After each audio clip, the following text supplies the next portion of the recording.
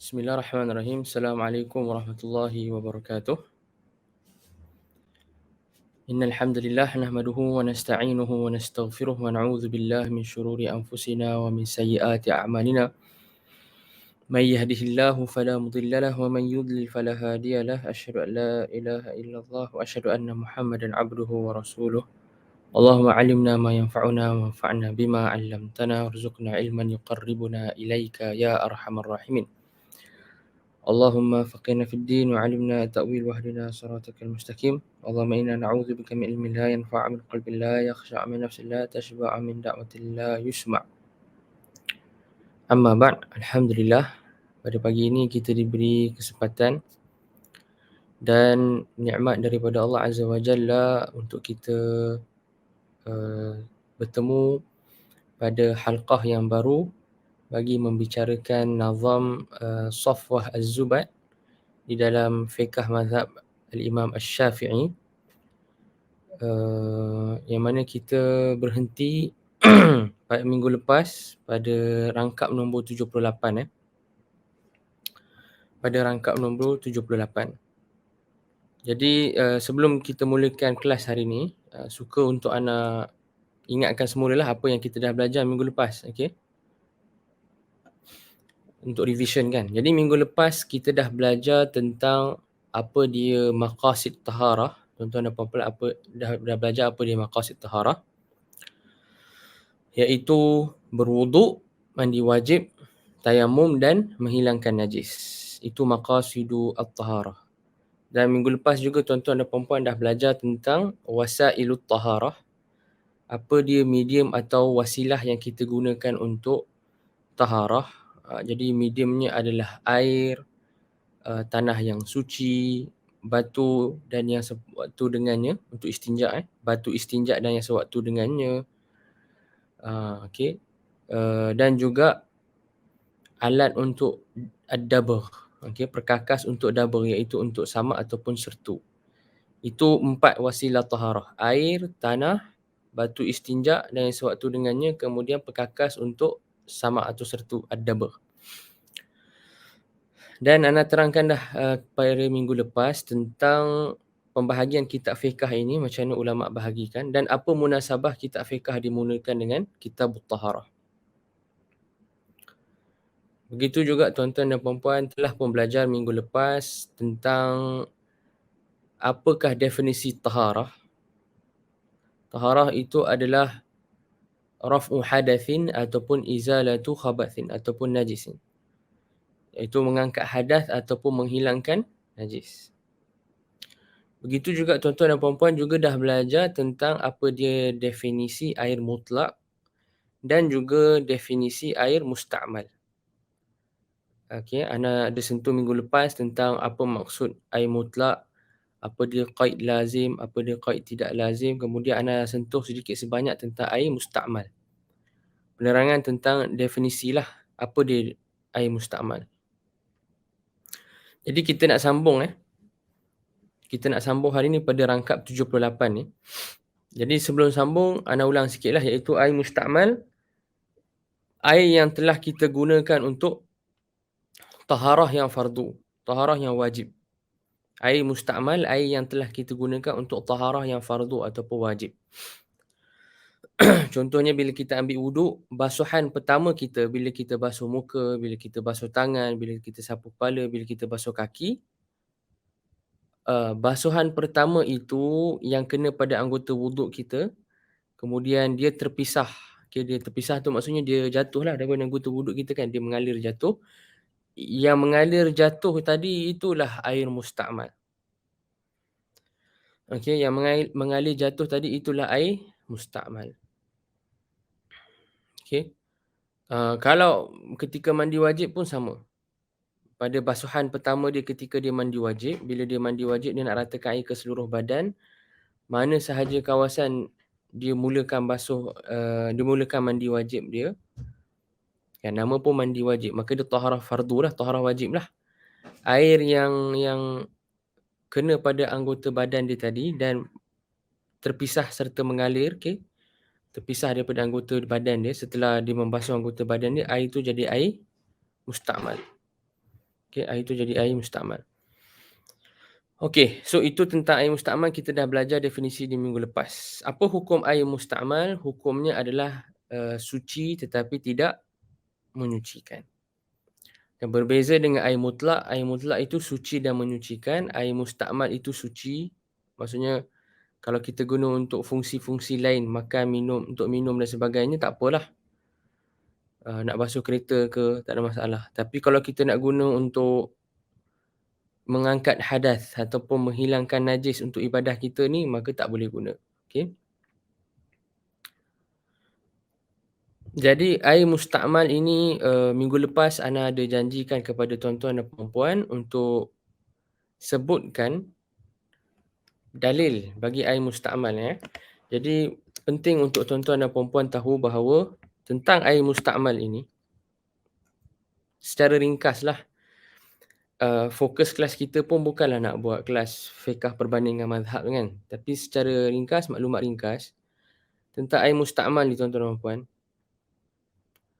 kita ada dua pandangan lah daripada kalangan ulama. Okey.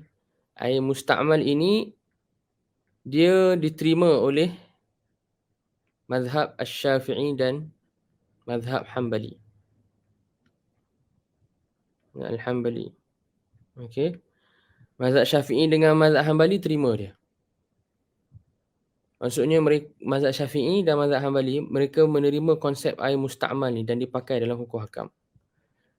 Mazhab yang tidak menerimanya Al-Maliki secara pastinya dan Al-Hanafi jika anda tak silap. Al-Maliki wal-Hanafi. Cuma yang anda pasti adalah mazhab Maliki. Mazhab Maliki memang terkenal hujah mereka lah, mereka menolak air mustakmal. Air mustakmal mazhab Maliki jap. Mazhab Maliki dengan Hanafi ni kita KIV dulu jap. Ana tak pasti, ana kena check balik. Okey. So kita boleh kata secara pastilah air mustakmal ni dipakai oleh dua mazhab. Yang mazhab Hanafi dengan Maliki ana kena check semula. Yang ana pasti Syafi'i dengan Hanbali ada. So dipakai oleh mazhab Syafi'i dan Hanbali konsep ni. Dan apa dalil dia? Dalil dia ada beberapa. Okey, kita ada banyaklah dalil, tapi dua dalil utama dia untuk isu air mustakmal ini. Pertama, dalil bagi isu air mustakmal ini adalah tidak pernah dinukilkan pun daripada para sahabat.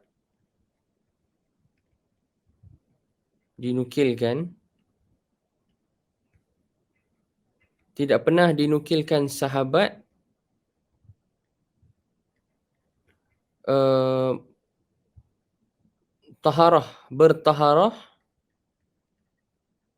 bertaharah dengan air mustakmal. Ini secara ringkaslah, ini point dia.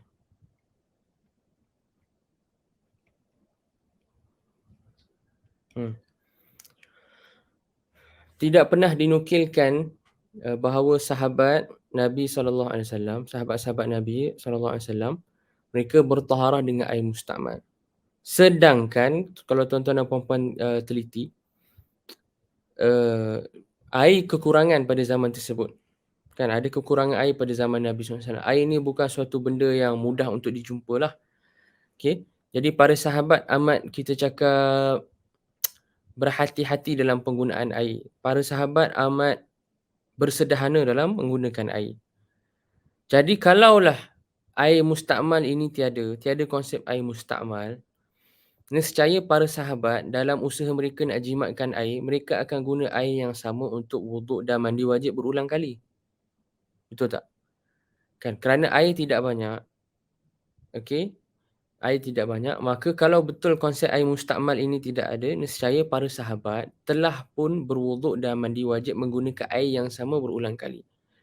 Akan tetapi tidak pernah dinukilkan ada riwayat pun daripada sahabat yang mereka buat sedemikian. Kenapa mereka tak buat macam tu?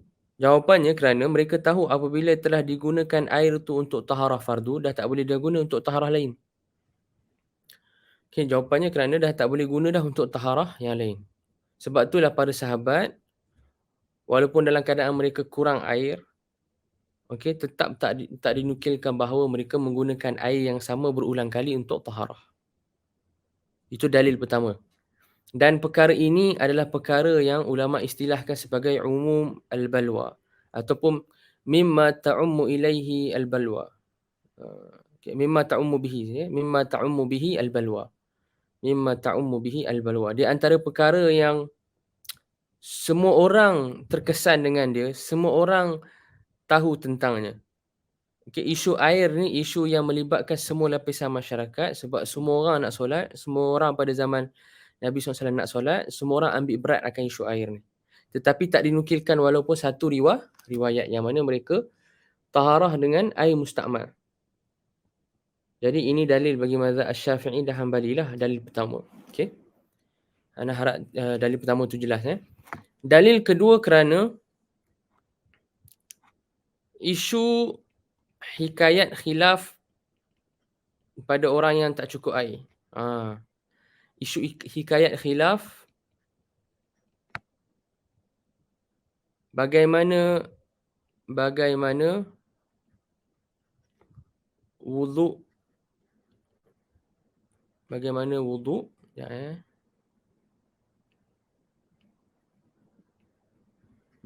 wuduk jika tidak cukup air.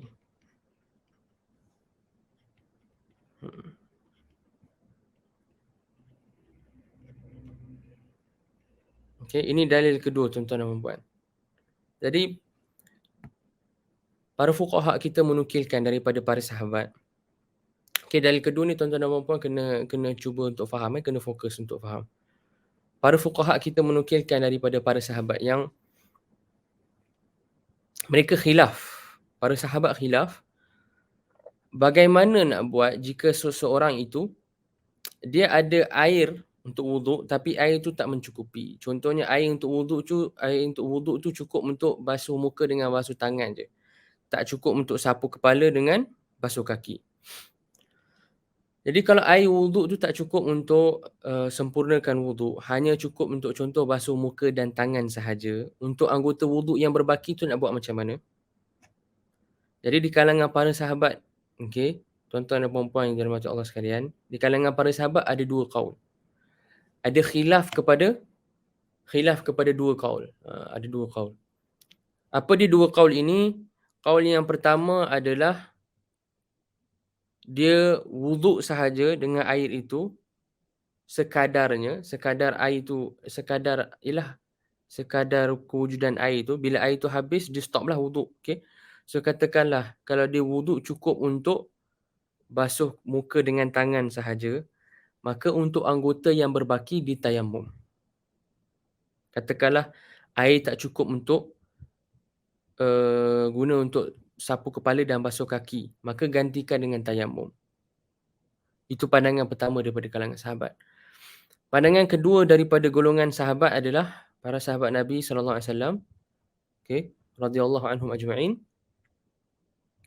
Pandangan yang kedua adalah jika air yang dia ada tak cukup untuk sempurnakan wuduk, dia tayamum sahaja terus daripada awal.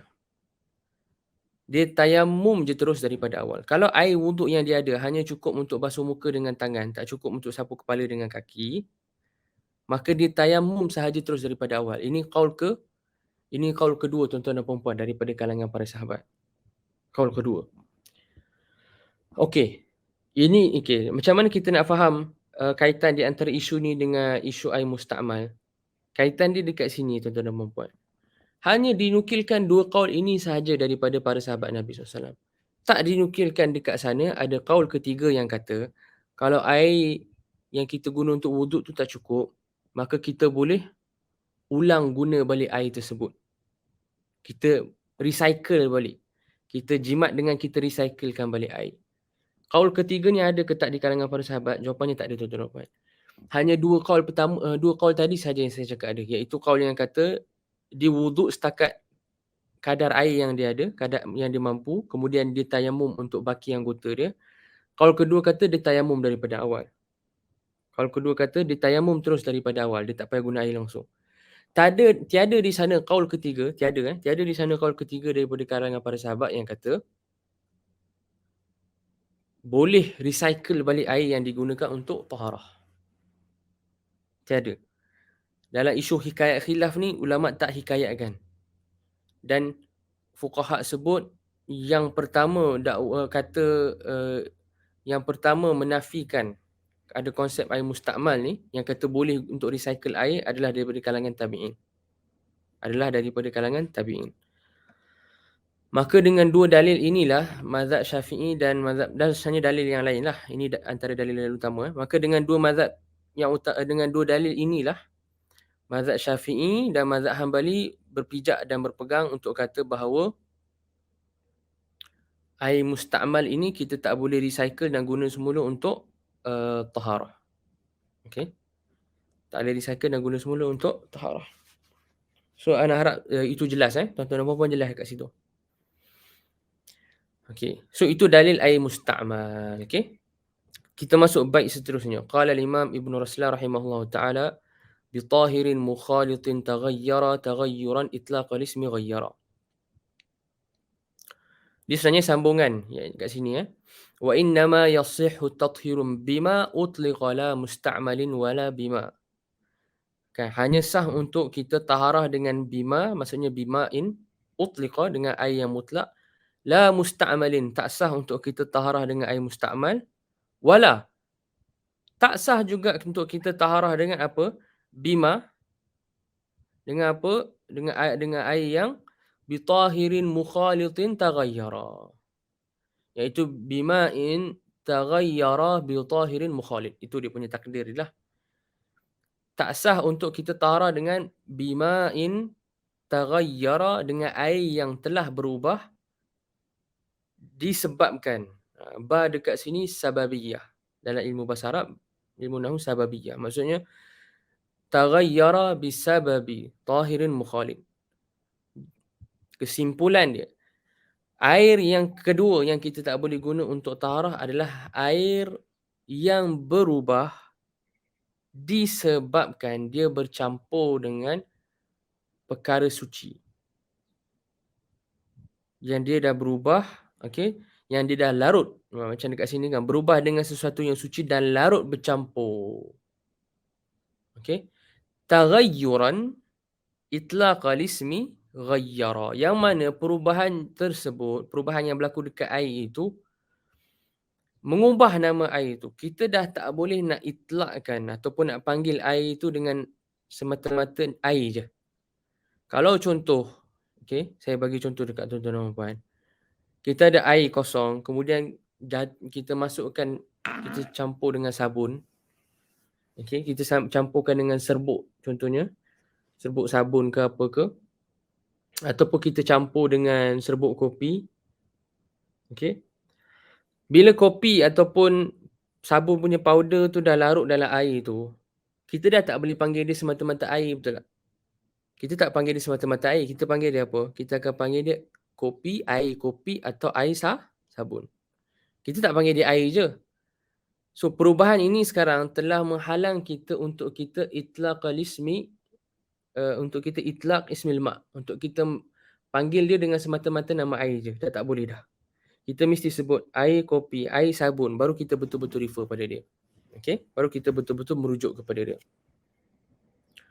Jadi jenis yang kedua ni, kalau saya nak simpulkan dengan bahasa yang mudah, air yang tak boleh digunakan untuk taharah, dia suci tetapi tidak menyucikan. Okey? Dia tak boleh guna untuk taharah, dia tidak menyucikan walaupun dia suci. Apa dia? Air yang bercampur dan larut dengan perkara yang suci.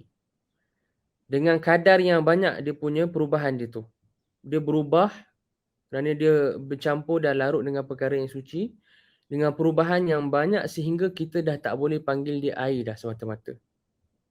Kita tak boleh panggil dia air semata-mata. Kita nak panggil dia, kita kena panggil air teh, air sabun, air kopi, air jus oren, air oren contoh, air apple.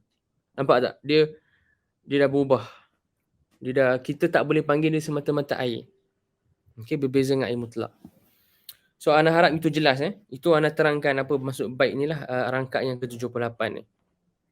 Ana harap jelas. So sekarang kita nak berkenalan dengan Air yang berubah kerana dia bertemu ataupun disebabkan larut pada dia perkara yang suci. Bertemu dan larut pada dia perkara yang suci. Okey. Jadi kisah dia macam ni tuan-tuan dan puan-puan. Air ini, air yang kita cakap berubah, air berubah, yang berubah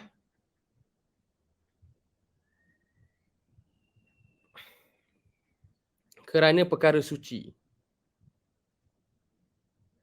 Air yang berubah kerana perkara suci ni tuan-tuan dan puan, sebenarnya kita boleh bahagikan dia kepada dua. Pertama, dia berubah dengan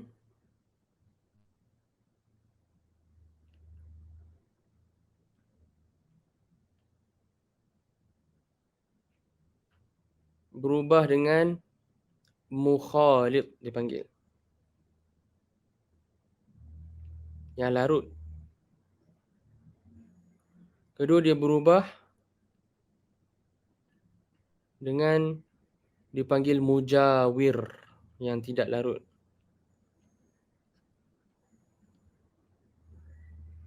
Okey. So air yang berubah kerana perkara suci, dia sebenarnya kalau kita nak perincikan tuan-tuan dan puan-puan, dia ada dua jenis.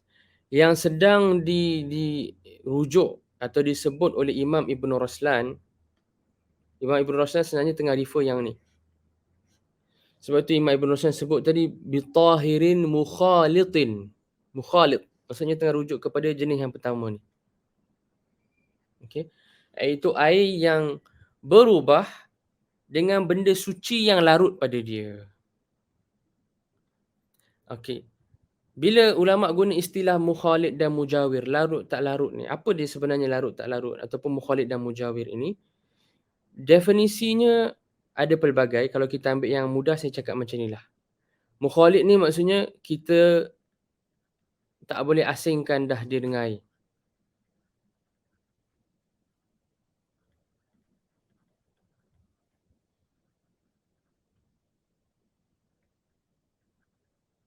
Nah, itu dia. So, apa dia perkara mukhalid? Perkara yang kita dah tak boleh asingkan dia dengan air dah. Kalau air teh, kita tak boleh nak ambil teh sahaja keluar daripada air tu. Air kopi, kita nak keluarkan kopi sahaja. Tak boleh. Dia dah bersatu lah. Dia dah larut dan dah bercampur, bersatu kan. Tapi kalau mujawir tak larut ni, dia boleh. Kita boleh asingkan.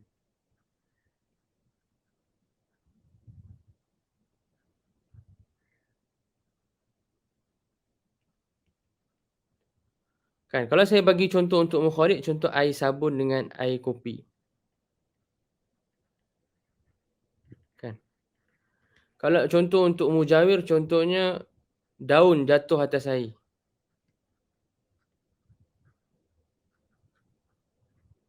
Sehingga mengubah air lah.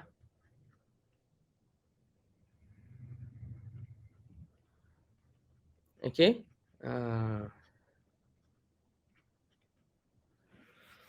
So, sekarang ni kita tak bincang hukum lagi tuan-tuan dan puan. Kita tak bincang hukum. Kita tengah bincang tentang apa dia mukhalid, apa dia mujawir. Kita masih pada fasa nak gambarkan permasalahan. Okey, masih pada fasa tasawwurul masalah. Jadi air yang mukhalid ini, yang larut ini, contohnya air sabun dan kopi. Okey. Hukum dia apa? Hukum dia tak suci. Silap, tak menyucikan. Tak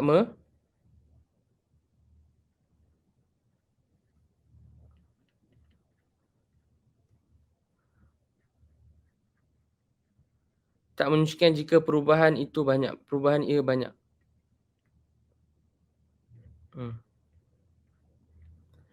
Tak menyucikan jika perubahan dia banyak. Air sabun dan kopi, kalau sabun jatuh masuklah air kan.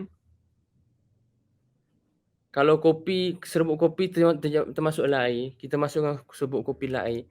Kalau masuk serbuk kopi sikit je, kalau masuk sabun sikit je, kalau masuk uncang teh sekejap je, 5 saat je, 10 saat je, yang mana perubahan yang berlaku tidak banyak, kita boleh guna untuk taharah. Tapi jika dia dah tak menyucikan, kerana dia tak menyucikan tu sebab apa? Sebab kalau dah berlaku perubahan yang banyak, sehingga kita dah tak boleh panggil dia air semata-mata lagi dah, waktu tu dia jadi tak menyucikan. Tapi kalau perubahan tu sikit sahaja, perubahan itu sikit sahaja, tak ubah pun sangat sifat air tu, kalau ubah pun sikit sahaja, maka kita boleh guna untuk taharah. Dia suci dan menyucikan. Dia jadi tidak menyucikan bila perubahan itu banyak. Okey? Yang bercampur dengan perkara mujawir ni, apa hukum dia? Hukum dia adalah dia suci dan menyucikan. Contoh daun. Kalau tuan-tuan dan puan-puan ambil kita ada air, bekas air contoh, jatuh pada dia kayu. Kayu jatuh. Okey. Ulama bagi contoh, ulama kata dulu udun mutayyab. Maksudnya kayu yang wangi, yang dia kayu wangilah. Okey. Yang dia letakkan wangian padanya ataupun kayu tu sendiri memang wangi. Jenis-jenis kayu yang wangi ni yang mana bila dia jatuh dalam air, air tu akan jadi wangi. Berubah sifat bau dia. Air tu jadi wangi. Tetapi kayu tu masih ada lagi lah piece. Bahagian kayu tu ada kat atas air tu. Kita boleh keluarkan dia. Kita boleh ambil dengan tangan, kita boleh keluarkan kayu tu. Tapi sekarang air tu dah berubah bau dia kerana kayu yang wangi tadi. Dipanggil udun mutayyab. Okey. Kayu yang wangi, kayu wangian contohnya. Bila dia jatuh atas air. Kita boleh ambil kayu wangian tu kemudian kita keluarkan. Tapi sekarang kayu wangian ni dia dah mengubah sifat air. Sehingga air tu jadi wangi. Persoalan dia, kita boleh guna tak air tu untuk taharah, untuk wuduk ataupun mandi wajib? Kita boleh ke nak guna air tadi tu? Jawapan dia boleh, tuan-tuan dan puan-puan. Jawapan dia suci dan menyucikan. Kerana walaupun dia berubah dengan perkara yang suci, tapi dia perubahan yang kerana perkara tu mujawir, bukan perkara tu mukhalif. Okey, faham? Kena tuan-tuan dan puan-puan kena faham baik-baik. Kena faham baik-baik perkara ni. Jadi kalau kita tengok dalam Nazam Zubat, yang Imam Ibn Raslan mention, sebutkan adalah mukhalif. Bitahirin mukhalitin taghayyara taghayyuran itlaqa ismi ghayyara. Okey, boleh faham tuan-tuan dan puan? Saya harap jelas kat situ yang penting tuan-tuan dan puan-puan jelas saya faham apa yang saya maksudkan lah. Okey, kalau ada soalan boleh tanya. So, bezakan di antara mujawir dengan mukhalif. Okey. Nombor bait ataupun rangkaian 79. Taghayyuran itlaqa ismi ghayyara fi ta'mihi aw rihihi aw launihi wa yumkinu istighna'uhu bi sawnihi. Yang bahagian atas ni,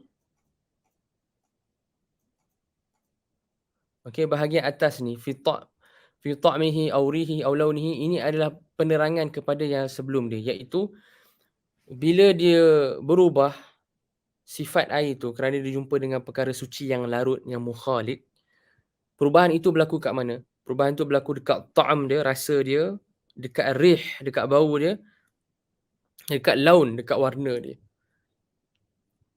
Ta'am, rasa, rih, bau, laun, warna. Maksudnya kalau dia berjumpa dengan perkara suci, tapi perubahan itu bukan pada tiga ni. Kalau air itu berjumpa dengan perkara suci, dia berubah disebabkan ada perkara suci kat dia. Tapi perubahan yang perkara suci itu sebabkan bukan pada rasa, bau atau warna dia. Kan? Contohnya perubahan pada benda lain. Contohnya perubahan pada suhu. Kalau diletakkan suatu perkara yang suci, air itu berubah suhu dia contoh. Jadi lagi panas. Apa hukumnya? Dia tak bagi kesan. Air itu tetap suci dan menyucikan. Yang bagi kesan ni perubahan pada fi ta'mihi aw rihihi aw launihi. Pada perubahan pada rasa, perubahan pada bau, perubahan pada warna. Okey, jelas Sebab kalau perubahan pada selain daripada itu, kalau ada perkara suci yang dimasukkan dalam air dan diubah air tu dari sudut sifat suhu dia tak bagi kesan pada taharah. Air tu tetap suci. Perubahan suhu tak bagi kesan pada taharah, tetap suci.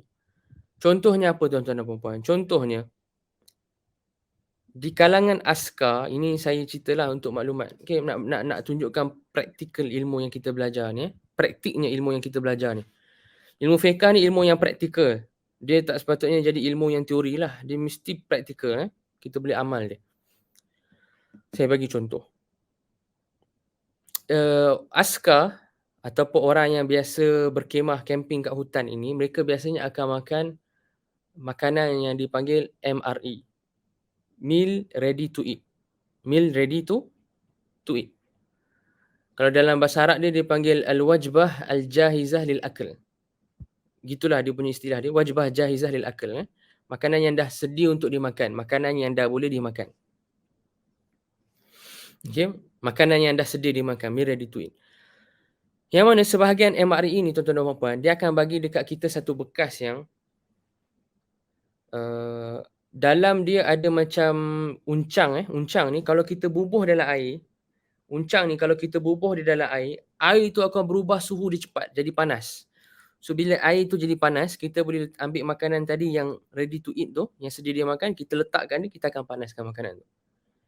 So bila kita ada campurkan air tu dengan uncang tertentu, yang dalam meal ready to eat tu, dia macam ada, anda tak pasti dalam dia ada teknologi apa lah.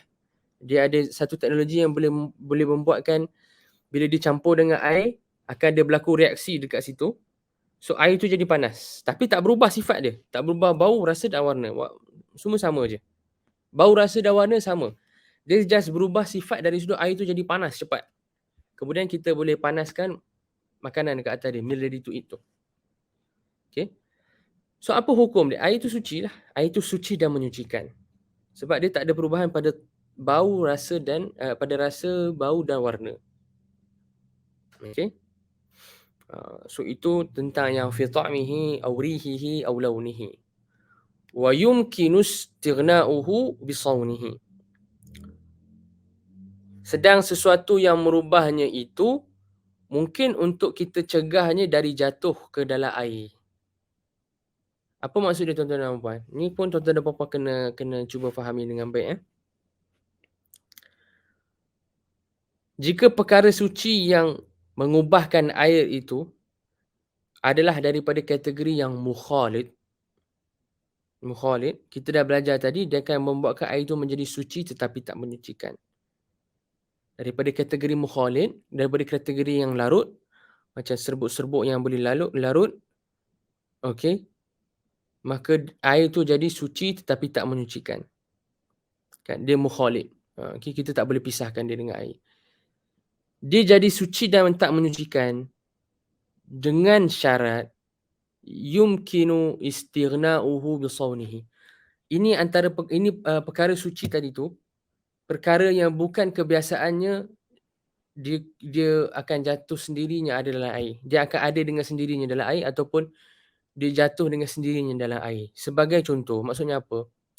Okay, cuba tuan-tuan dan puan-puan faham. Maksudnya, kopi, bila kita bancuh kopi, dia bukan satu proses semula jadi. Kita ambil serbuk tu, kita masukkan, kita kacau-kacau lah. Betul tak? Kopi tu berubah sebab kita yang letak serbuk, kita kacau dia. Dia bukan benda yang memang biasa jatuh dalam air. Benda biasa yang memang ada dekat air. Saya bagi contoh. Untuk tuan-tuan dan puan-puan faham. Kalau kita ada bekas air yang besar, kita biar dia bertakung lama, kadang-kadang akan muncul dekat atas permukaan air itu tuhlub dalam bahasa Arab dia. Dalam bahasa Arab dia tuhlub. Dalam bahasa Inggeris dia moss. Dalam bahasa Melayu dia saya check sekejap. Saya tak ingat moss. Dalam bahasa Melayu ni apa? Lumut. Tu dia, lumut. Kan, betul tak tuan-tuan? Kalau kita ada bekas air, air tu bertakung, kita biar lama. Okey. Mungkin akan ada tumbuh lumut dekat atas air tu dan lumut tu akan mengubah sifat air tu. Betul tak? Akan mengubah mungkin warna. Dia jadi macam kehijauan. Okey. So sekarang ni lumut dia perkara yang la yumkinul istighna. Perkara yang kita tak boleh cegahkan dia untuk ada dalam air. Dia memang semula jadi dia boleh ada. Okey, lumut ni benda yang la yumkinul istighna. Dia benda yang semula jadi dia akan ada lah. Kalau air yang bertakung dibiarkan untuk tempoh tertentu yang lama, lama-lama dia akan ada lumut. Semula jadi dia akan ada. Kita tak boleh cegah dia. Tapi kalau kopi teh dengan sabun, itu bukan dia ada sendiri. Bukan kita biar lama tiba-tiba air tu jadi kopi, betul tak tuan-tuan? Bukan kita biar lama tiba-tiba air tu jadi air teh. Kita yang bancuh, kita yang letak serbuk tu. So itu maksud kita yumkinul istighna. Jadi kopi teh dengan sabun dia yumkinul istighna. Asalnya kita boleh cegah. Apa maksud asalnya kita boleh cegah? Maksudnya dia bukan perkara semula jadi yang ada dekat air tu. Berubahnya air jadi kopi, air jadi teh, air jadi air sabun sebab kita yang bubuh serbuk, kita yang bancuh dia, kita yang kacau-kacau dia sampai dia jadi macam tu. Jadi faham? Okey. So untuk ulang lagi untuk bagi tuan-tuan dan puan-puan faham. Okey, sebab yang paling penting tuan-tuan dan puan-puan fahamlah. Okey, ini khulasah dia. Ini kesimpulan dia, okey. Tuan-tuan dan puan-puan cuba faham ya. Kesimpulan dia apa? Kesimpulan dia, air yang berubah kerana bertemu dengan perkara suci yang larut, yang mukhalid, hukumnya suci tetapi tidak menyucikan. Dengan syarat perkara suci yang mukhalid, yang larut tadi, yang mengubah air itu tadi, bukan perkara yang semula jadi dia akan ada di atas air ataupun ada dengan air. Dia perkara yang kita boleh cegah dia. Dia bukan benda semula jadi, kita boleh cegah. Maksudnya kita yang tambah purposely. Sebab asalnya dia tak ada pun dengan air. Asalnya dia tak datang semula jadi pun dengan air. Kan? Asalnya dia tak ada, tapi kita yang tambah. Contoh macam kopi, teh dengan sabun. Waktu tu air tu jadi suci tapi tak menyucikan. Tapi kalau benda tu benda yang kita tak boleh cegah dengan maksud semula jadi dia akan ada dekat air. Contohnya lumut. Kita biar air yang bertakung untuk tempoh tertentu lama, air tu pula tak mengalir. Apa jadi lama-lama? Ada lumut atas dia. Lumut tu mengubah sifat air tu, betul tak? Tapi air tu tetap mutlak, suci dan menyucikan. Walaupun lumut tu dah buat dia jadi warna hijau contoh. Sebab lumut benda yang la yumkinul istighna bisaunihi. Perkara yang susah untuk kita cegah dia. Dia memang ada semula jadi. Okay? So, ana harap tuan-tuan dan puan-puan faham. Mungkin ada yang follow ataupun ikuti pelajaran macam ni first time. So, dia tak biasa dengan perincian-perincian macam ni lah kan. Okay, ala kulli hal, ini macam ni lah ilmu fiqah. Ilmu fiqah dia adalah perincian-perincian dia sikit. Kita kena, kalau kita first time dengar mungkin kita rasa susah. Kita kena dengar berulang kali kan. Kita kena biasakan diri kita dengar, lama-lama dia jadi senang lah. Macam ilmu-ilmu yang lain juga. Boleh tuan-tuan dan puan-puan. Setelah Imam Ibn Ruslan sebutkan kepada kita dua jenis air yang mana dia suci tetapi tidak menyucikan. Yang mana bila dia suci tetapi tidak menyucikan, kita tak boleh guna untuk taharah. Imam Ibn Ruslan bagi kat kita pengecualian. Pengecualian akan perubahan-perubahan yang berlaku dekat air. Okey. Perubahan yang berlaku dekat air yang mengubah sifat air itu, tetapi air itu tetap menjadi air yang suci dan menyucikan. Sekarang kita nak bicara tentang apa? Sekarang kita nak bicara tentang pengecualian. Kita nak bicara tentang pengecualian. Okay? Pengecualian terhadap perkara suci yang bertemu dengan air tapi dia tak ubah air itu. Air itu tetap suci dan menyucikan. Kita nak bincang pengecualian. Wastathni taghyiran bi'udin sulbi aw waraqin aw tuhlubin aw turbi. Dan kecualikanlah perubahan pada air kerana 4 perkara yang Imam Ibn Ruslan sebut. Bi'udin sulbi, kayu yang keras. Okay, dan yang sewaktu dengan kayu yang keras lah, yang tak larut. Awaraqin, ataupun daun. Tuhlubin, lumut. Lumut. Turbi.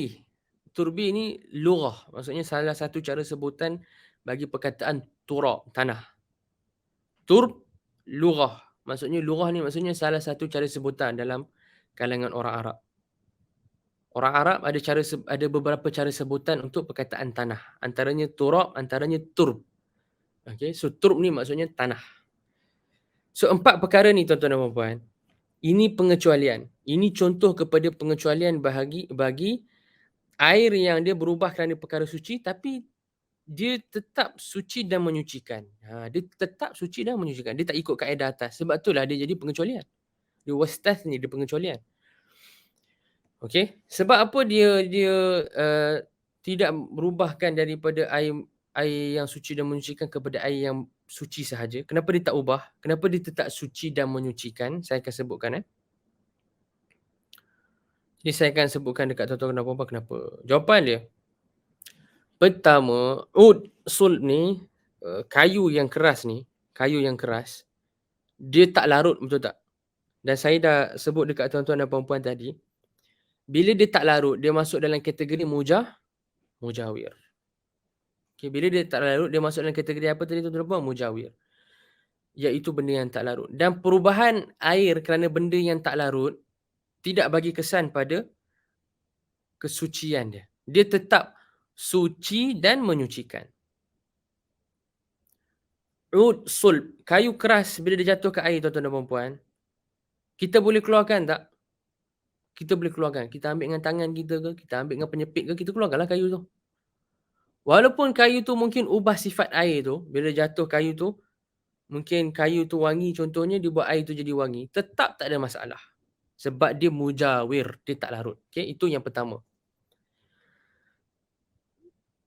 Yang kedua, warak. Warak ni daun. Warak ini dah daun. Bila jatuh daun dekat dalam air, kan tuan-tuan dan puan-puan pernah tengok tak kolam? Kita kalau ada kolam, kalau ada bekas air besar, di bawah pokok atau dekat dengan pokok, bila tak dibersihkan, mungkin dibiar untuk tempoh tertentu, apa jadi? Daun tu bila luruh, dia luruh dekat atas air tu, dia luruh dalam air tu. Dia masuk dalam air tu lah dekat kolam tu. Kan betul tak? Kemudian bila daun tu dah luruh masuk dalam kolam atau bekas air tu, apa jadi? Daun itu akan mengubah sifat air. Biasanya tuan-tuan dan puan-puan kalau perasan, air tu akan jadi kehijauan dengan warna daun tu. Mungkin bau air tu berbeza sikit sebab jatuh pada dia daun. Betul tak? Okey, sekarang ni, air tu apa hukum dia? Suci dan menyucikan ke ataupun suci sahaja? Jawapan dia suci dan menyucikan. Sebab ini pengecualian. Walaupun daun tu perkara suci, walaupun air tu berubah dengan perkara yang suci, dan daun tu pun mukhalid. Sebab daun, bila dia jatuh dekat air, kita biar dia untuk beberapa tempoh, lama-lama dia pun pecah. Dia akan bercerai-berai dan dia akan larut dengan air. So dia boleh jadi mukhalid. Tetapi kenapa tetap dia suci dan menyucikan? Sebab daun ini susah untuk kita elak dan cegah dia. Dia antara perkara yang la yumkinul istighna anhu. La yumkinul istighna bisawnihi. Susah. Susah untuk kita syaratkan untuk orang supaya jangan bagi jatuh air daun dekat air. Susah. Dia akan menyebabkan kesusahan pada orang. Okay, akan ada masyakkah. Jadi kerana meraihkan masyakkah ini, akan ada kesusahan untuk elak daripada daun jatuh kat dalam air ni, maka dimaafkan.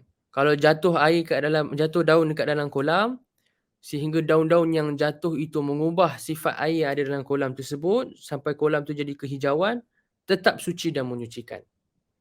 Limasyaqqatil ihtiraz, kerana susah untuk kita elak. Tak praktikal kalau kita syaratkan semua orang untuk dia mengelak benda tu berlaku. Tak praktikal. Okey. Au tuhlub. Tuhlub yang saya dah hurai dekat tuan-tuan dan puan-puan tadi, iaitu apa? Tuhlub, lumut. Lumut yang ada dekat atas air, jika dia mengubah sifat air itu sehingga air itu menjadi kehijauan, tetap air itu suci dan menyucikan. Tetap air itu suci dan menyucikan. Lumut pun dia tak bagi kesan. Sebab lumut pun macam daun, sebabnya sama, ilahnya sama, iaitu yashuqqul ihtiraz anhu. Susah untuk kita elak dia.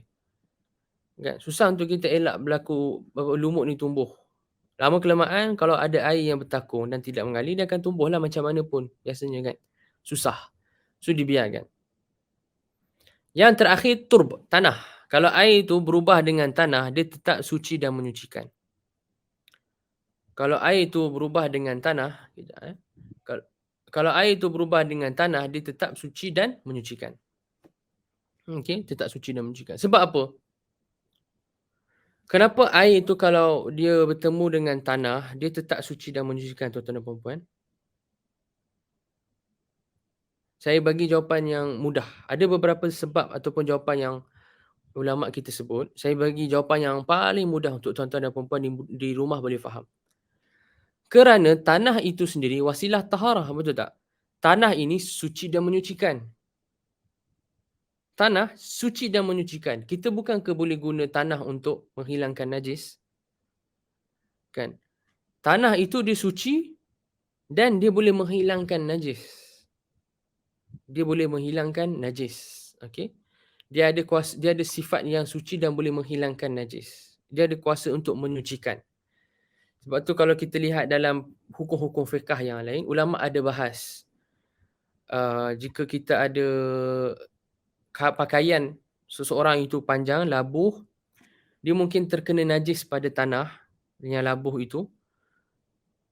Namun jika pakaian tadi itu, yang labuh itu, bertemu dengan tanah, dia berjalan dekat atas kawasan tanah lama, tanah yang suci ini, tanah tu akan menghilangkan najis yang ada dekat hujung tadi tu. Okey, dia akan membuatkan jadi najis tadi tu dimaafkan. So tanah ni dia memang ada kualiti lah kita cakap untuk dia tu boleh menyucikan. Tanah ada kualiti untuk dia boleh menyucikan. Sebab tu dipakai tanah dalam membasuh najis mughalladhah. Bila Nabi SAW sebutkan, "Idza walaghal kalbu fi ina'i ahadikum falyaghsilhu sab'an ulahunna bit-turab," ataupun ihdahunna bit-turab. Bila anjing jilat bekas dari salah seorang daripada kamu, maka basuhlah dia 7 kali, salah satu dia dengan tanah. Ataupun yang pertamanya dengan tanah. So ulama' sebut antara sebabnya kerana tanah ini memang ada kemampuan untuk dia tu suci dan menyucikan. Maka kalau air bercampur dengan tanah tak apa. Selagi mana air yang bercampur dengan tanah itu tadi, dia kekal sifat dia sebagai air lah, dia masih lagi liquid. Selagi mana dia liquid, kalau dia dah bercampur dengan tanah pun warna dia dah jadi coklat ataupun warna dia macam teh tarik. Kan tuan-tuan dan puan-puan pernah tengok tak air yang warna dia macam coklat atau teh tarik tu? Walaupun air tu dah macam coklat ataupun teh tarik dah sebab dia bercampur dengan tanah. Selagi mana dia ada suyu lah, dia sayalan, dia boleh mengalir. Dia boleh mengalir macam air, dia ada sifat air lagi, kita boleh guna untuk taharah yang fardu. Kita boleh guna untuk mandi wajib. Kita boleh guna untuk wuduk. Boleh guna. Boleh, sah. Okay. Jawapan mudah dia kerana tanah pun suci dan menyucikan. Itu jawapan yang mudah tu lah. Okay, jawapan yang mudah kerana tanah tu suci dan menyucikan. Ada jawapan yang lain, ulama' kata kerana tanah itu fi maqarrihi. Apa yang ada fi maqar air. Tapi itu mungkin susah. Bukan susah lah. Kalau Ana hurai mungkin ambil masa yang panjang. Dan Ana tak mau tuan-tuan dan puan-puan di rumah rasa terlalu terbeban untuk faham bab ni. Sebab kita nak mudahkan. Tujuan kita belajar fiqah untuk kita amal dan untuk saya ajar tuan-tuan dan puan-puan bagi faham. Okey, itu paling penting. So itu tentang tanah. Okey, tentang tanah ni pengecualian lah. Maksudnya 4 perkara ni kalau berlaku perubahan pada air kerana jumpa dengan 4 perkara yang suci ni, dia jadi suci dan menyucikan. Perubahan tu tak bagi kesan. Sebab ini pengecualian. Ini pengecualian. Dia sebut sini wastathni, pengecualian. Okey. Jelas? Okey, sepatutnya jelas tuan-tuan dan puan-puan. Sepatutnya kita dah settle isu air mutlak dan air yang suci tapi tak menyucikan. Okey. Sekarang kita nak pergi kepada air yang bertemu pada dia najis. Air yang bertemu dengan najis. Okey, yang rangkap ke-81. Wala bima'in mutlaqin halathu ain najasatin wa huwa bidunil qullatain. Okey, ini penting. Dan tidak sah pula bersuci dengan air mutlak yang kejatuhan benda najis pada dia sedang ia kurang atau di bawah 2 kullah. Okey, cuba kita baca sekali lagi untuk lagi faham. Dan tidak sah pula bersuci dengan air mutlak yang kejatuhan benda najis pada dia sedangkan ia di bawah ataupun ia kurang dari 2 qullah. Okey. So yang ni ana cuba mudahkan untuk tuan-tuan dan puan. Ini perbahasan tentang dipanggil air yang mutanajjis. Ada beza tak antara air yang najis dan mutanajjis? Ada beza. Ada beza antara air mutanajjis dan najis. Dan air mutanajjis.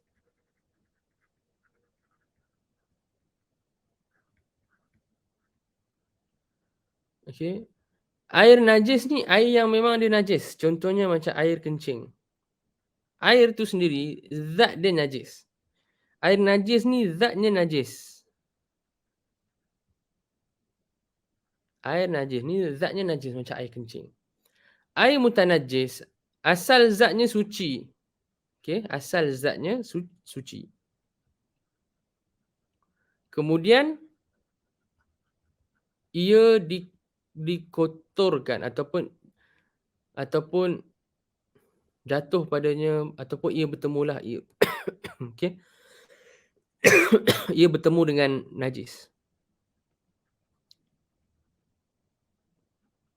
Boleh tuan-tuan dan puan-puan? Kan?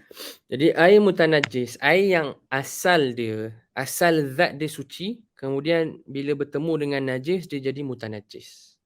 Dia jadi najis lah. Air najis maksudnya zat air tu sendiri dia memang najis. Contoh macam air kencing. Air mutanajjis ni contoh, kita ada air kosong yang jatuh padanya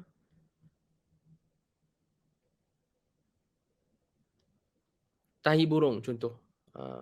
Tahi burung. Contoh. Kan? Air kosong tu asalnya suci lah. Air yang asalnya suci, air kosong. Jatuh pada dia tahi burung. So jadi air mutanajjis. Okay?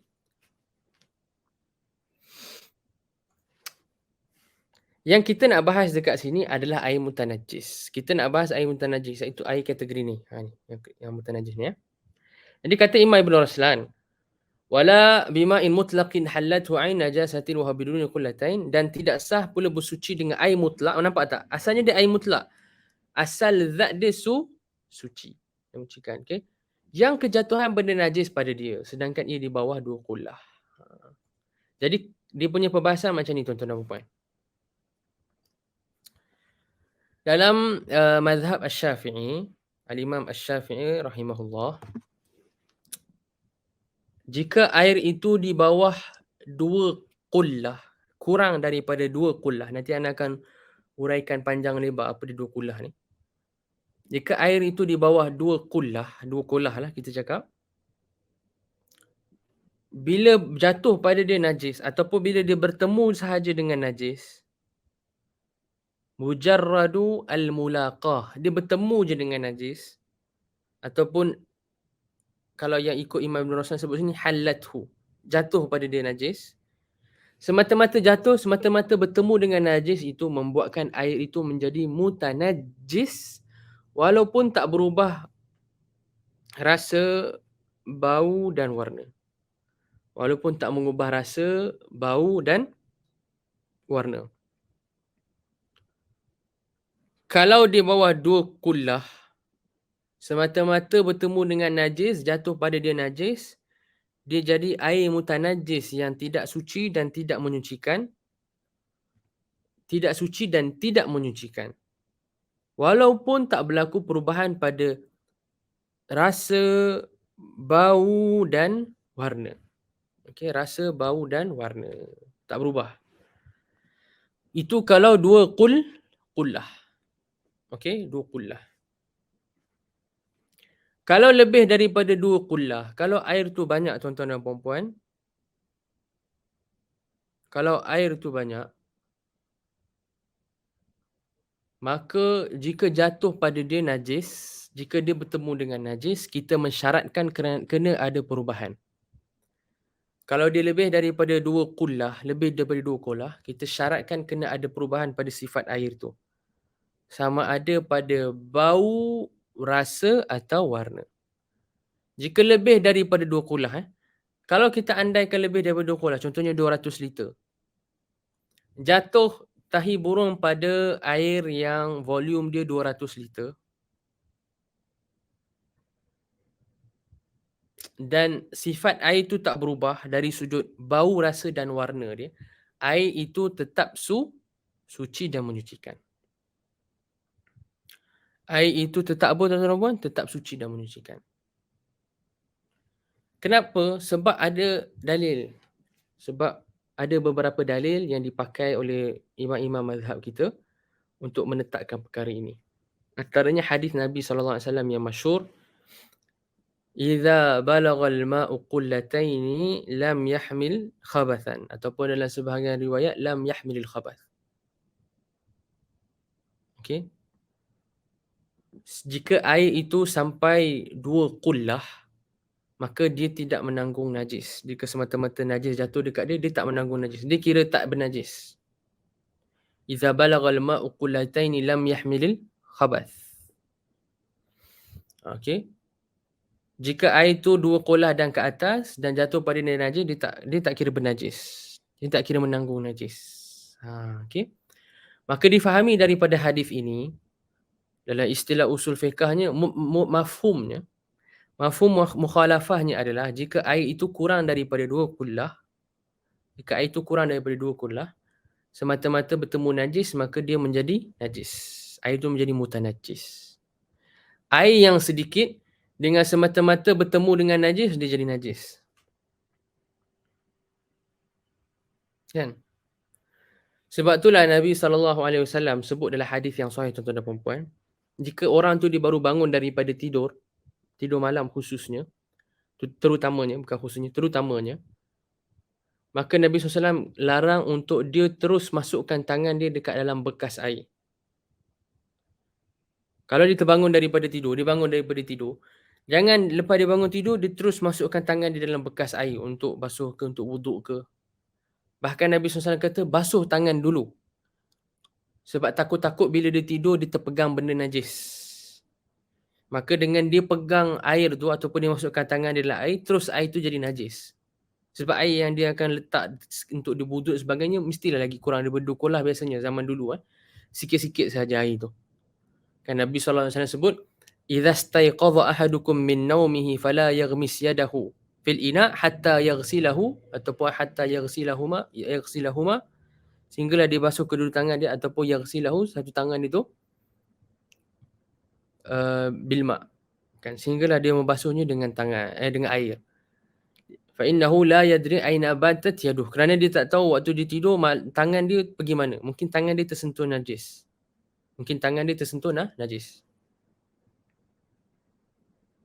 Kan?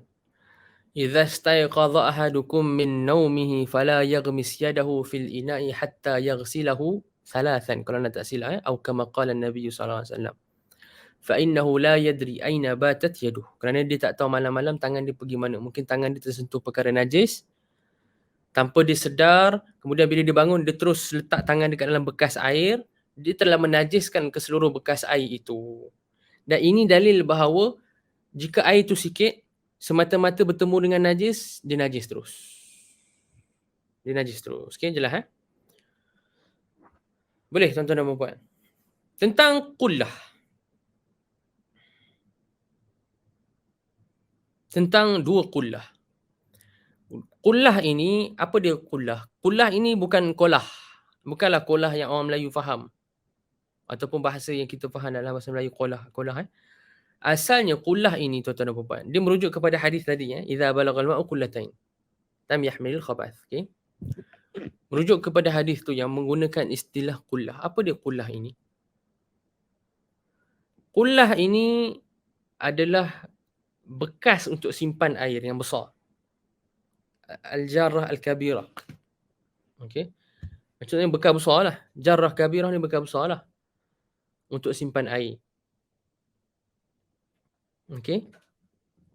Dan Nabi SAW bila sebut qullah, Nabi SAW sedang merujuk kepada qullah yang ada pada zaman Nabi SAW. Qullah yang orang Madinah pakai. Yang mana kata para ulama kita, kata para fuqaha kita, ni kalau di dalam kitab-kitab fiqh yang mutawwalat, tuan-tuan dan puan-puan boleh jumpa kitab-kitab fiqh yang utama, rujukan-rujukan utama yang tebal-tebal ensiklopedia, dia akan sebut perkara ni. Qullah ini yang Nabi SAW sebut dalam hadis tadi merujuk kepada qullah ahli Madinah, orang di Madinah. Dan qullah orang Madinah adalah dipanggil qullah ataupun qilal hajar. Bekas air yang besar yang dibuat oleh orang-orang yang berada di kawasan nama dia Hajar. Dikatakan Hajar ini satu kawasan yang berhampiran dengan Madinah. Jadi orang-orang di Hajar ni yang buat bekas-bekas besar ini, mereka buat qullah. Dan qullah yang orang-orang Hajar buat ini, Hajar ni nama tempat kawasan yang dekat dengan Madinah. Bekas-bekas yang mereka buat ini, dia punya saiz dia standard. Saiz dia standard. Sama sahaja saiz dia. Dan ada dalil lah. Antara dalilnya disebutkan oleh ulama dalam mazhab kita namanya Al-Mawardi. Dalil bahawa bekas dia tu sama saiz, standard sahaja. Kerana Nabi SAW pernah sifatkan daun-daun di Sidratul Muntaha apabila berlaku Mi'raj. Pada peristiwa Isra' Mi'raj, apabila Nabi SAW dinaikkan. Nabi SAW pernah sifatkan daun yang ada pada pohon Sidratul Muntaha ketika Mi'raj itu macam qilal hajar. Menandakan bahawa daun-daun yang ada pada Sidratul Muntaha saiznya sama. Dan itu juga bagi tahu kat kita bahawa qilal hajar ini saiznya sama besar, lebih kurang. Okey. So qilal hajar ini adalah bekas air yang besar yang dibuat oleh orang yang di kawasan Hajar, berhampiran dengan Madinah. Okey, sebab asalnya daripada negara-negara lain mereka pun ada istilah qullah juga. Tapi qullah yang dimaksudkan dalam hadis, qullah daripada yang digunakan oleh penduduk Madinah ni iaitu Hajar, qilal hajar. Okey. Qilal hajar ini Imam Asy-Syafi'i tak pernah tengok. Imam kita Muhammad bin Idris Asy-Syafi'i tak pernah tengok. Tapi Imam Syafi'i ada riwayatkan daripada guru dia, Al-Imam Abdul Malik bin Abdul Aziz bin Juraij, ataupun yang masyhur dengan nama Ibnu Juraij lah, ulama besar Mekah. Ulama yang sangat alim di Mekah, masyhur dengan fiqh dan hadis. Ibnu Juraij kata dia pernah nampak qilal hajar. Dan Ibnu Juraij sifatkan kepada Imam Syafi'i qilal hajar ni macam mana dia punya saiz dengan bentuk dia. Yang selepas itu, apabila Imam Syafi'i tak sempat lihat qilal hajar, tapi Imam Syafi'i pernah qullah yang lain. Bekas yang lain itu dipanggil qullah daripada penduduk Hijaz. Qilal Hijaz, ataupun qirab al-Hijaz. Dan kata Imam Syafi'i, qullah hajar dan bekas yang ada di Hijaz ini, qullah Hijaz lebih kurang saiznya. Kan? Berdasarkan apa yang gurunya Ibnu Juraij bagi tahu. Dan Ibnu Juraij ni kalau anda tak silap, beliau tabi'in junior ataupun beliau tabi'in yang senior. Ibnu Juraij ni tabi'in yang sangat senior. Sangat-sangat senior, tabi'in yang sangat senior. Kan? Berdasarkan apa yang guru beliau Ibnu Juraij bagi tahu, Imam Syafi'i, ukuran qullah ini dekat dengan qullah Madinah ni, dekat dengan ukuran qullah yang ada dekat Hijaz. Dekat Mekah lah waktu tu, merujuk kepada Mekah. So dari situ Imam Syafi'i tekan saiz dia berapa. Dia berapa? Volume dia lah. Okay. Dan kemudian volume Imam Syafi'i takdirkan itu diukur dan diikuti para ulama sepanjang zaman daripada negeri-negeri yang pelbagai. Hasilnya sampailah dekat kita hari ni, kita tahu ukuran dia bahawa dua qullah ini lebih kurang 190 liter lebih, 190 liter ke atas. 195 ke atas. Takriban. Bukan tahdidan. Takriban ni maksudnya kalau kita kurang berapa kilogram tak apa. Kurang berapa kilogram. Kurang berapa liter tak apa. Kalau kurang berapa liter tak apa. Takriban ni maksudnya dia bukan mesti kena tepat. Kalau tepat-tepat tahdidan. Kalau ulama tahdidan maksudnya kena tepat-tepat. Tapi kalau takriban maksudnya dimaafkan kalau ada kurang sikit. So mungkin kalau dia pegang pandangan yang kata 100 lebih liter, 191, 192, 187, 186, 188 mungkin dimaafkan untuk kata 2 kulah. Takriban, takribi, bukan tahdidan Itulah cerita tentang 2 kulah. Boleh tuan-tuan dan puan-puan? Okey, dan sebenarnya ulama kita ada bagi kat kita ukuran. Contohnya kalau bekas tu bekas yang murabba', yang petak macam square ataupun rectangle, macam mana ukuran dia.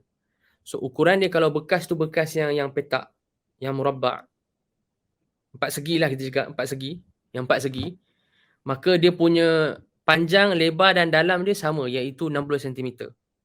1,5 zira'. Kata para fuqaha kita, 1 zira' sama dengan 48 sentimeter. 1 zira' 48 sentimeter. 12 sentimeter tu dia 1/4 dia, bukan 1,5, 1/4. Kan. So 48 campur 12 jadi 60. Okey, jadi 60. So 60 sentimeter panjang, lebar dan dalam. Jika ada bekas yang panjang, lebar, dalam dia 60 sentimeter, kita isi air sampai penuh, itu 2 kulah. Takriban. Okey. So sampai sini sahaja. Kalau ada soalan, Ana buka ruang lah untuk tuan-tuan dan puan-puan tanya kalau ada.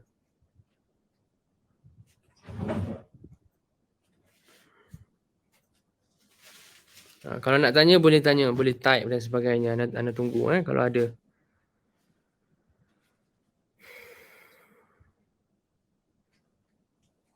Macam mana nak menyucikan air yang digunakan sedangkan air tu dah jatuh di lantai? Lainlah kita guna baldi kan. Macam mana nak sucikan air yang dah digunakan sedangkan air tu dah jatuh di lantai? Lainlah kita guna baldi. Air yang digunakan untuk apa ni? Maksudnya apa?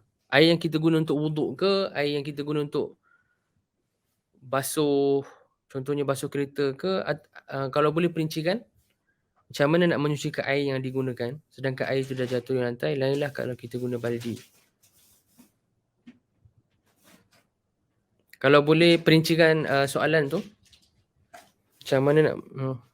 Ana tak berapa jelas. Oh. Mustakmal tu air yang dah digunakan untuk taharah. Fardu, kan? Kita tak boleh guna pun untuk bersuci. Kita tak boleh guna untuk bersuci. Air mustakmal air yang dah guna untuk taharah fardu. Maksudnya kita dah guna untuk wuduk yang wajib ataupun wuduk yang wajib ni maksudnya basuhan pertama wuduk ataupun mandi wajib. So itu air mustakmal. Yang mana air mustakmal ini kita tak boleh guna untuk bersuci. Kalau tuan tanya tadi air mustakmal tu boleh disucikan ke tak? Jawapan dia dalam mazhab Syafi'i boleh, tapi dengan cara kita kumpul air mustakmal tu jadi banyak sampai lebih 2 kulah ke atas. So macam mana nak kumpul? Kumpul dekat dalam baldi lah contohnya. Kumpul dalam baldi atau bekas. Kalau nak buat macam tu lah. Sebab dalam mazhab Syafi'i kalau air mustakmal tu dikumpul sampai lebih daripada 2 kulah, dia boleh jadi suci dan menyucikan balik.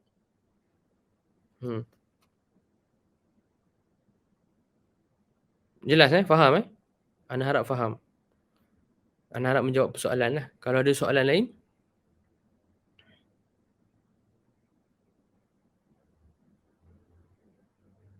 Jika kita ada baldi di bilik air, tiba-tiba anak kecil kita ke cucu kencing dalam tu.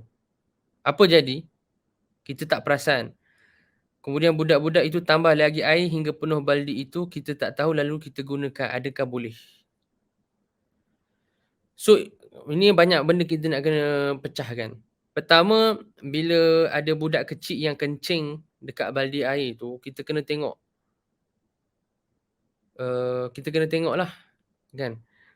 Bila dia kencing dekat baldi tu, air tu dah jadi najis. Air tu dah jadi najis. Air mutanajis. Kena tengok saiz baldi. Tapi saya rasa saiz baldi tu mestilah kurang 2 kulah. Baldi ni kecil kan. Jadi kalau kita bicara tentang baldi, maka dia kurang 2 kulah. Bila dia kurang 2 kulah, bila ada budak kencing pada dia, dia jadi najis. Okay, dia jadi najis. Kemudian budak tu tambah lagi air hingga penuh baldi tu, dia tetap jadi najis. Dia tetap jadi najis, melainkan dia tambah air banyak sangat sampai air tu jadi 2 kullah dan hilang sifat najis yang ada pada dia. Sehingga tak ada sifat najis, maka dia boleh jadi suci. Tapi kalau dia hanya tambah air sampai penuh baldi tu sahaja, dia masih lagi najis. Okay, dia masih lagi najis. Kemudian kita gunakan. Kalau kita guna dalam keadaan kita tahu, tak sah lah. Kalau kita guna dalam keadaan kita tak tahu, sebab kita nampak zahir dia macam tak ada najis, maka hukumnya adalah dia sah sehingga terbukti kita tahu bahawasanya ada najis tadi. Maksudnya apa? Kalau kita tak tahu ada najis kat situ, kita solat kita tu okey lah. Kita tak ada minta untuk qada sehinggalah kita tahu rupanya tadi ataupun sebelum ni ada budak kencing. So katakanlah kita tak tahu ada budak kencing, kita pun solat je. Besoknya anak tu bagi tahu, cucu tu bagi tahu. Contohnya dia kata, "Tok, semalam adik kencing dekat baldi tu. Tok guna air baldi tu untuk solat kot, untuk wuduk." Maka kita tahulah solat kita semalam tu tak sah, kena qada balik. Tapi kalau kita tak tahu, tak ada orang bagi tahu kita, maka kita tak diwajibkan qada lah. Jelas Ada soalan lain? Contoh kalau mothball terjatuh dalam air yang kurang 2 kullah dan baunya berubah, maka airnya masih suci dan menyucikan. Kalau kita sengaja letak mothball dalam air tu, baru ia jadi tak menyucikan lagi. Betul. Mothball ni ubat racun tu kan? Ubat untuk racun Ubat untuk racun kalau anda tak silap kan? Ubat untuk racun. Ubat untuk mothball ni wallahualam, setahu ana mothball ni suci. Dan dia tak larut. Wallahualam, setahu ana, betul tak? Dia tak larut. Kalau dia jatuh sebiji macam tu, kita boleh keluarkan dia. Maka kalau jatuh mothball dalam air, dan seingat ana memang mothball ni suci walaupun dia ada mungkin racun untuk serangga, berubah sifat air tu, dia tetap suci dan menyucikan. Sebab mothball itu perkara yang mujawir, yang kita boleh keluarkan dia. Dia perkara yang suci. Dia suci. Kita boleh keluarkan dia sebab dia mujawir. Mujawir ni perkara yang tak larut yang kita belajar tadi. Sebab dia perkara yang tak larut. Cuma adakah isu mothball tu racun kan, dan racun tu bagi kesan kat manusia tu anda tak tahulah. Kalau dia tak bagi kesan, tak apalah, kita boleh gunalah untuk wuduk. Okey. So mothball tak apa. Sebab mothball ni setahu anda dia suci, dia tak adalah bahan najis dalam tu. Kalau ada pun dia mungkinlah ada kimia-kimia tertentu yang mungkin kalau manusia, kalau selamat bagi manusia tak ada masalah. Kedua, mothball ni dia tak larut setahu anda. Dia tak larut. So kalau dia jatuh, kita boleh keluarkan dia. Dia bukan dia larut sebati sekali dengan air jadi mukhalid. Okey, wallahu alam. Itu setakat yang anda tahulah. Wallahu alam. Ada soalan lain? Ustaz, rumah tak ada air. Kemudian bila air dah masuk dari main pipe, air dah jadi warna karat. Boleh guna ke ustaz walaupun dah berkarat sebab air semua berkarat dalam semua toilet dan dari dapur? Berkarat ini, karat pun perkara yang dia boleh buat air tu jadi suci dan tak menyucikan. Okey. So dia mengubah sifat air itulah sampai jadi warna oranye kan ataupun warna kemerahan. Cuma isu karat ni adalah dia ulama istilahkan apa yang ada fi mamarril ma'. Mamarril ma' ni air lalu dekat dia. Betul tak? Karat ni datang daripada pipe, betul tak? Pipe kan. Pipe tu yang memang pipe tu dah berkarat. So air tu mungkinlah bila dia lalu dekat pipe tu, yang pipe tu berkarat, dia akan buat air tu berubah sifat. Dari sudut suci tak suci, wallahu alam, ikut kaedahnya dia suci dan menyucikan. Cuma dari sudut kesihatan anda tak tahu. Mungkin dari sudut hukumnya dia mutlak, dia suci dan menyucikan, bukan mutlak, dia suci dan menyucikan. Okey, dia tahir dengan mutahhir. Kerana perubahan dengan dia, karat tu suci, satu, dia bukanlah najis. Kedua, dia perkara yang fi mamarril ma', dia memang laluan air tu. Macam dulu ulama bagi contoh, kalau kita buat laluan air, kemudian laluan air tu daripada tanah contohnya, kemudian kita tutup dia dengan simen, kemudian air tu macam ada kesan-kesan simen yang mana dia lalu dekat tempat yang dia lalu tadi tu, mamarril ma', memang dia lalu tu dia jumpa dengan simen tu sampai air tu ada macam sifat simen, dia suci dan menyucikan. Sama macam kes karat ni, kan. Cuma isu dia sekarang, okey, tuan-tuan dan puan kena fahamlah. Itu isu dia suci dan menyucikan, tapi isu dari sudut kesihatan kita boleh guna ke tak? Mungkin Kementerian Kesihatan kata bahaya guna air tu. Mungkin Kementerian Kesihatan kata kalau guna pada kulit rosak kulit. Mungkin kalau guna untuk basuh baju masalah. Akan ada masalah kesihatan. Maka penggunaan dia jadi haram, tak boleh bukan kerana dia tu hilang sifat suci dan menyucikan dia, tapi kerana dia boleh buat ada masalah kesihatan. Adapun dari sudut kaedahnya, wallahu a'lam lah, mungkin anda kena rujuk balik, tapi setakat yang kaedah yang kita belajar ni, yang kita belajar daripada para ulama kita, sebab air tu dia daripada perubahan tu berlaku daripada mamarril ma', tempat air tu lalu, dan karat itu sendiri dia bukanlah najis. Dia bukan najis. Cuma kalau dia bagi kesan pada kesihatan, dia boleh jadi haram kerana dari sudut tu. Dari sudut kesan dia pada kesihatan, bukan dari sudut dia kita tak boleh guna dia sebab dia tak suci dan menyucikan. Faham tak? So kalau orang tanya, Ana cakap tak boleh guna jugalah untuk wuduk dan mandi wajib contoh. Adakah kerana dia dah hilang sifat suci dan menyucikan? Tak, tapi mungkin dari sudut kesihatan.